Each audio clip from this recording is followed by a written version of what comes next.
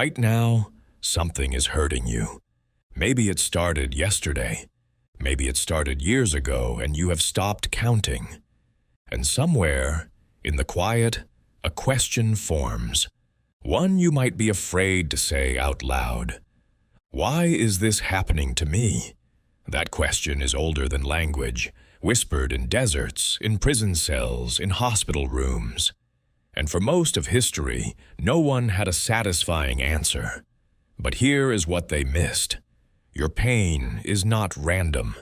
It is not punishment. Science and scripture, from completely different directions, have arrived at the same staggering conclusion. Your suffering is not the end of your story. It is the architecture of it. Psychologist Viktor Frankl spent 3 years in Nazi concentration camps. He lost his wife. He lost nearly everything a human being can lose. And what he discovered became one of the most important ideas in modern psychology. He said, "Suffering ceases to be suffering at the moment it finds a meaning." He was not the first to say it. He was just the first to prove it. Neurologist Bessel van der Kolk found that when you go through genuine pain, your brain does not just file it away, it restructures. New pathways form. The brain, in its ancient wisdom, begins building something new out of the rubble.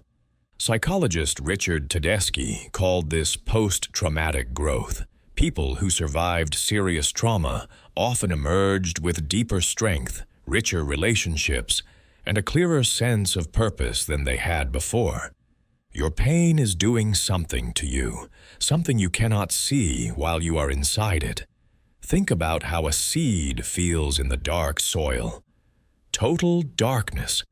The shell breaking. But the breaking is not a failure. The breaking is the only way life can emerge. This is exactly what Paul understood when he wrote from a prison in Rome. We glory in our sufferings because suffering produces perseverance. Perseverance, character. And character, hope. Romans 5, verses 3 and 4. Written not from a comfortable chair, from a cell. When you lift a weight until your muscles give out, they rebuild stronger. The pain is not the damage. The pain is the mechanism of the upgrade. Your soul works the same way. The hard season is not evidence that God has abandoned you. It is evidence that He trusts you with something. A depth you could not have bought or faked. The kind of compassion that only comes from someone who has been in the dark. Think about the people who have most helped you in your worst moments. Almost certainly, they had been through something themselves. Not despite their pain, because of it.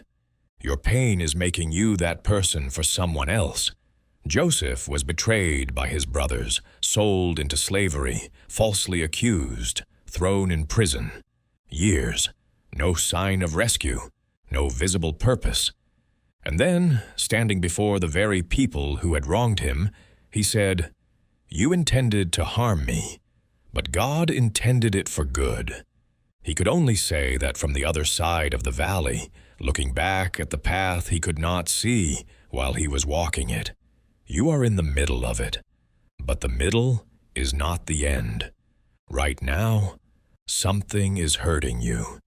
And inside that pain, something is being built, something that will outlast this season, something that no comfortable life could have ever produced.